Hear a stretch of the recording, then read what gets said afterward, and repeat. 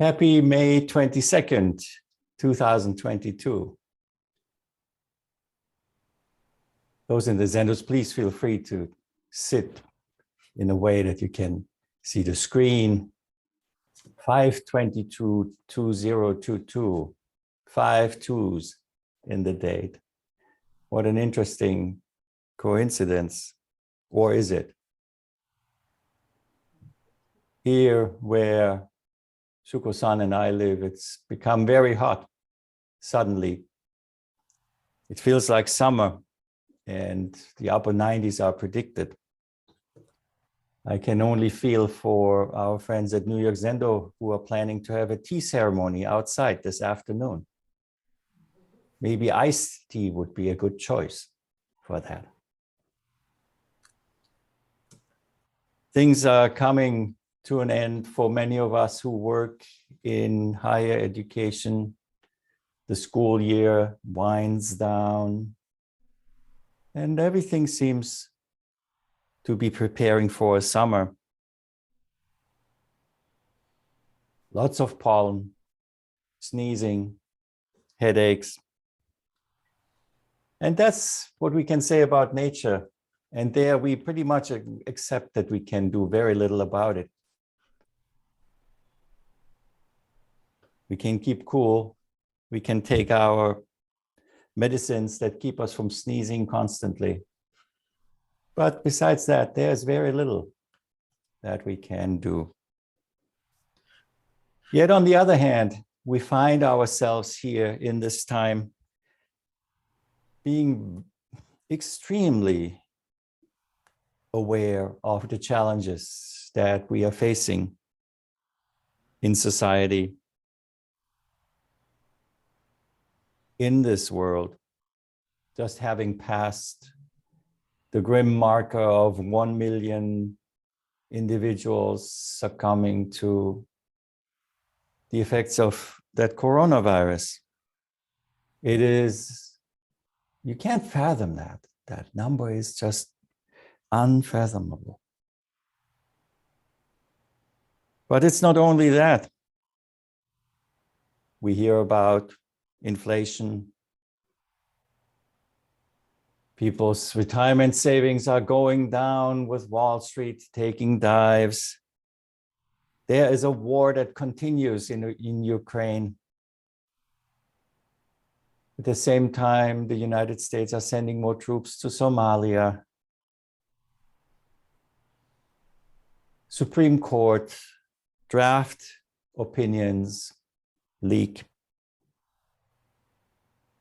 We hear about the rise of religion-based nationalism. What should we do? What can we do is a question that comes to mind as keenly as we feel the heat of this oppressive day. To reflect on this a little bit, I looked into the Kido Goroku, the sayings of Master Kido Chigu, or it's called the Record of the Empty Hall. And there's a koan in here that I would like to share this morning. By now, it is this afternoon. It is case 78 of the Kido Goroku in the translation of the first edition of it by Joel Hoffman. And here it goes. Master Kyozan was waiting on Master Isan when suddenly the cry of a bird was heard. Isan said, "It says it as it is." Kyozan said, "Do not tell it to other people." Isan replied, "Why?" Kyozan said, "It is because it is too outspoken." Isan said, "Lots of doctrines are refuted by Kyozan."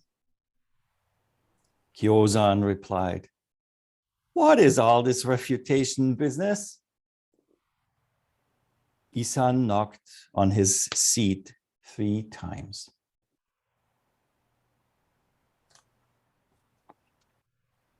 So, where is the connection to what I just presented?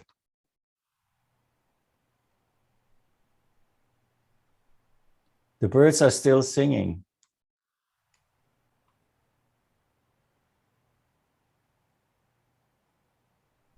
Even under all those circumstances and in the conditions that I just mentioned in the opening of this talk.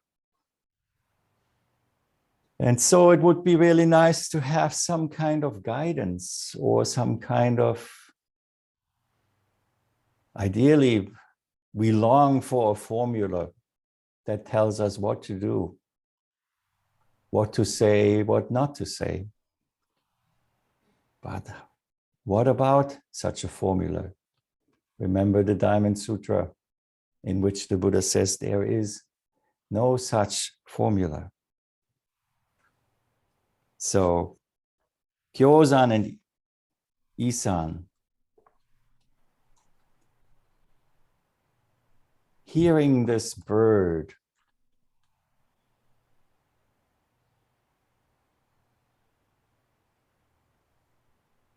from the Zen point, it could have ended right here. But that is Zen practice. When it comes to us returning into this human realm, which Isan does instantly by saying, it says it as it is.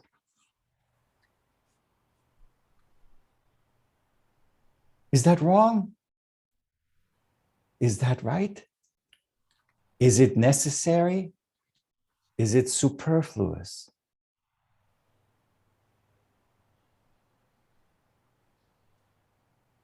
So saying it is okay. And when I recall all the challenges that I just mentioned before, yeah, of course, there is quite a bit of feeling of unease. There is a knowledge that, well, maybe in this case, not saying anything is not okay.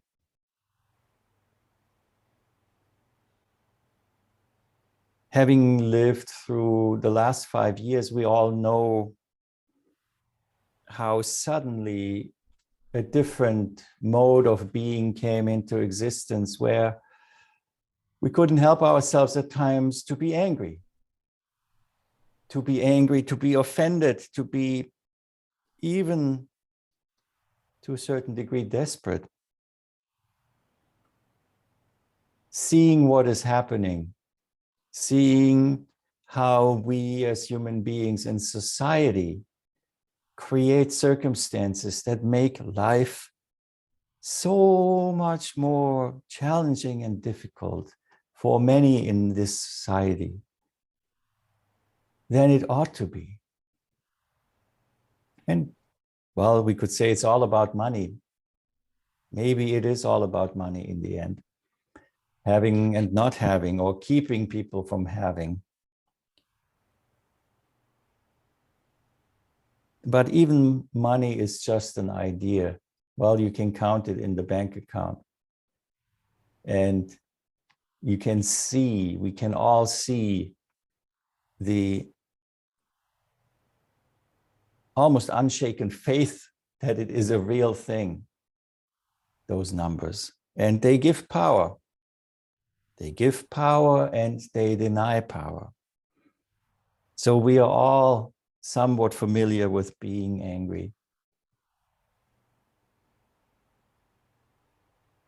And our first instinct is to go out and loudly make our anger known.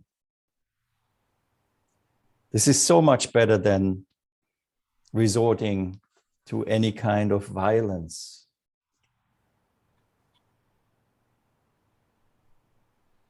It's important to be able to express that.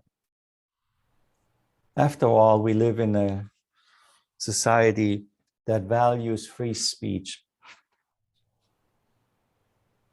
Free speech, another very, very hot topic. And certainly not a carte blanche or a pass to say whatever one wants to say.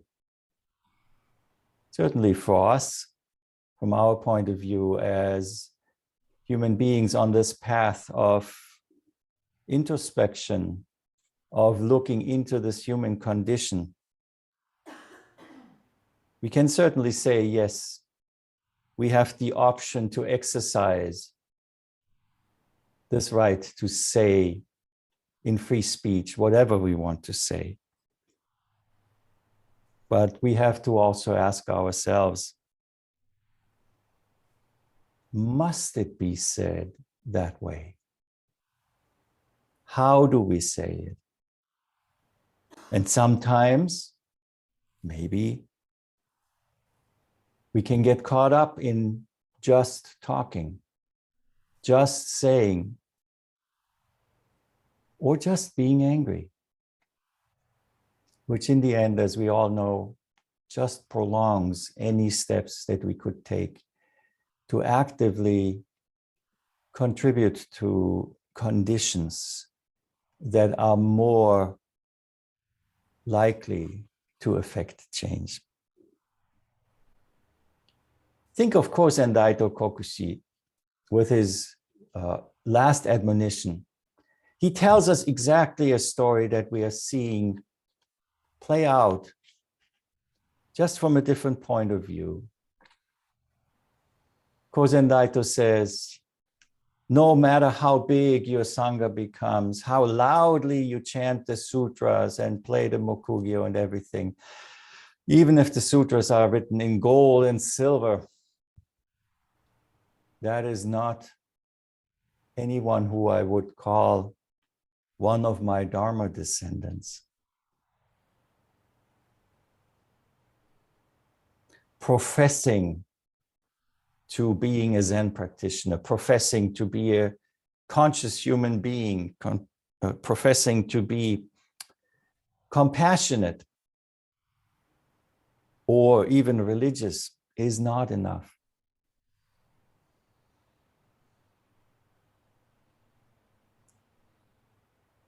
So when the bird sings, Isan says it as it is. Kyozan said, do not tell it to other people. In the context of the koan, it is when you know that it is as it is, and this is it. Depending on who you are with. And here we have Isan and Kyozan. There is no need for Isan to say anything. But they discuss it for our sake so that we can learn from it.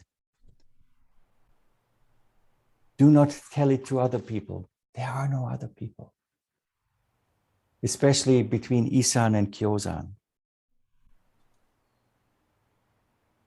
So Kyozan is kind of poking at Isan, saying, yeah, you didn't have to say that. This was superfluous. And Isan comes back and says, why? Why? Why? Kyozan saying, it is because it is too outspoken. Anyone who heard the bird heard it. There is nothing to be added to the song of this bird by describing it, by talking about it. And that is what Kyozan is saying here.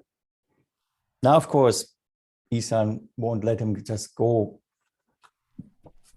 and not have another chance trying to bait his friend.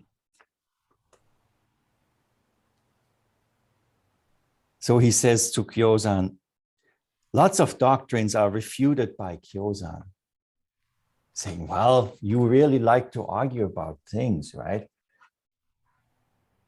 And you refute that this is it. But Kyozan doesn't take the bait. Kyozan just says, what is all this refutation business? He doesn't take the bait. And the ping pong just ends with Isan knocking 3 times on his seat.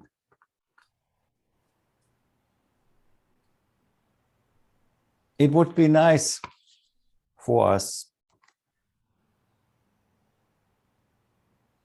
to believe that things are just as they are and we can't do anything about it, but that is not true either. Yes, it is what it is, most certainly. And Isan and Kyozan show us that at times we do have to talk about it. We do have to attend to it. Also, in a way that in the end, how does the koan end? In action, with an action by Isan, again, in a non-verbal way, giving his expression of the appreciation he has for Kyozan. So when we face these challenges, we have to be very careful how we go about it. Being indifferent is not a way to go about it that is helpful. It might be at times necessary for us when we find ourselves in a place in our lives, in a place where we need to take time to gather strength or to just look at things to learn about how they are, that we can take this position of indifference, not affirming, not negating.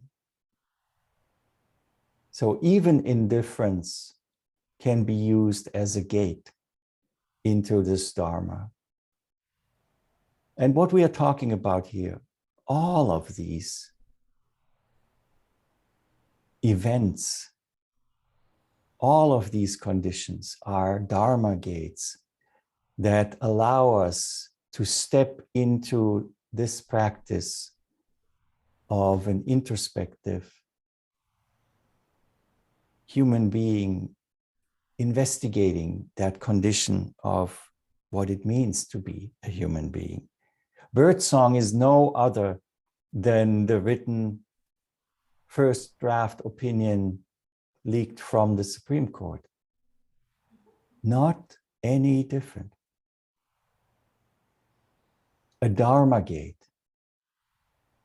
a gate that allows us to look very, very closely. Now we can go out and start protesting in front of people's houses who we see to be of the opposing side. That's a wonderful thing to do. But we have to learn that also protests might become ineffective when those who we are actually wanting to listen to what we have to say just don't listen. We have to be careful, and it's very difficult to find that out in ourselves, where the expression of our anger, the expression of our disappointment, or even the expression of our aspirations becomes a self-serving and self-based expression. It is not unlike Zazen. In Zazen, you know, how many, if you have read anything about Zen history, about the ancestral teachers, how many of them have awoken through anger? Well, not anyone I know.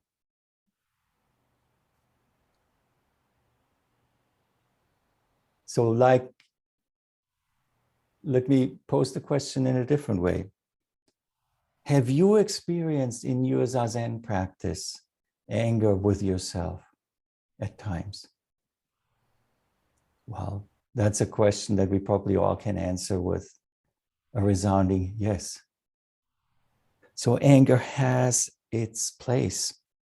It has its place as the initial point that can lead us through introspection and through working with the anger, through rejection at first,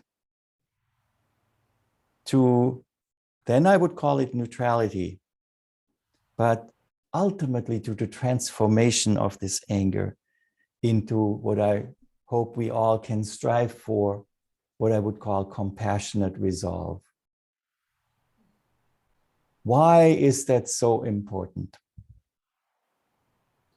It is a very different approach in this apparent opposition of that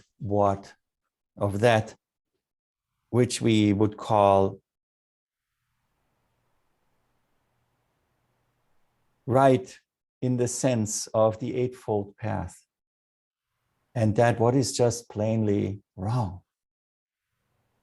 That which is inhumane, that which is oppressive.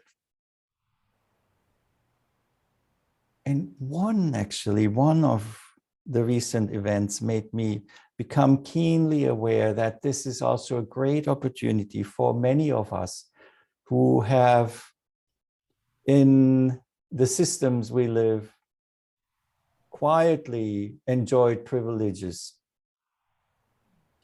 that we are not aware of, to receive the taste, what it means to be subjected to a potential systemic oppression. When we think about a political system, a religious system, or any kind of system telling a specific group of us human beings that they have no choice or control over their own physical body.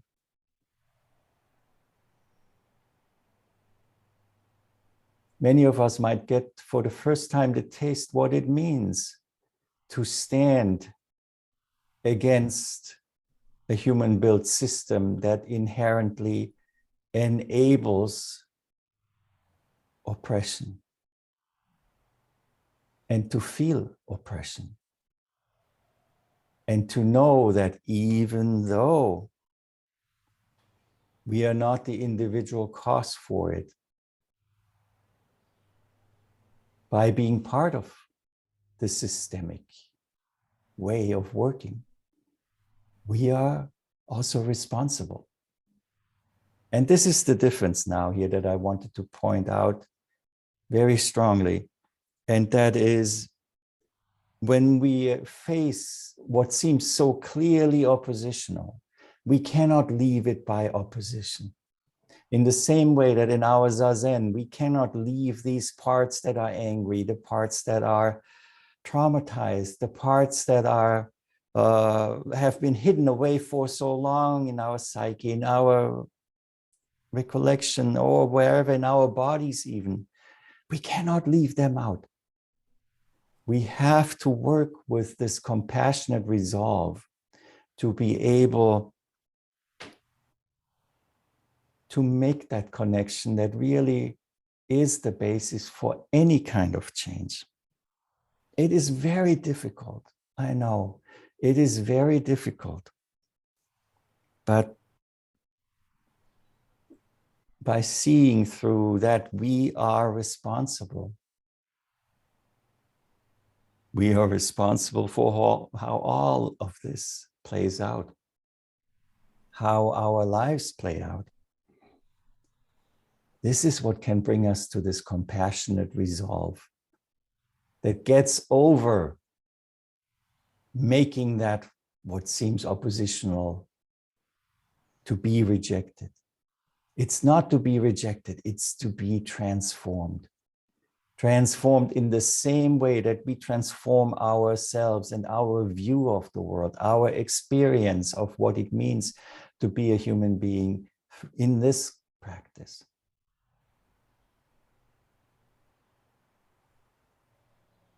We cannot rely on anger. Anger is used to stoke fears. Fear is a very, very strong force. But it has to be transformed into this compassionate resolve that we need so strongly in times like the times we live in. So can we leave it with the birds singing at times? Absolutely. But when we hear about opinions, about laws, about rules,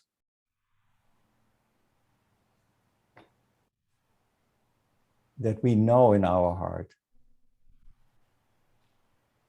are not right in the sense of the Eightfold Path. It's time to say something. It's time to do something.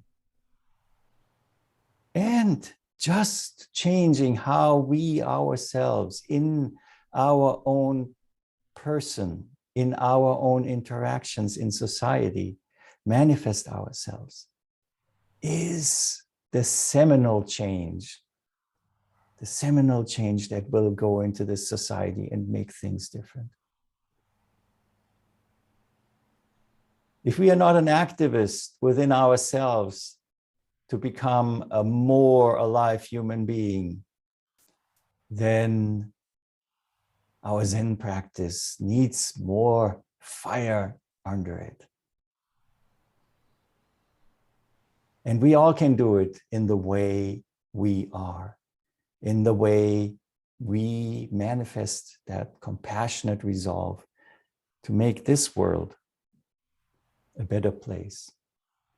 And Mandala Day is the best day to really be together and to tap into this and to transform this anger that we all might experience, this taste of bitter oppression that we might all anticipate or feel. So many of us feel it because it is the reality in which many live. Let's tap into that. And let's make this mandala a mandala that truly shines through the most remote and extreme connections that you can imagine.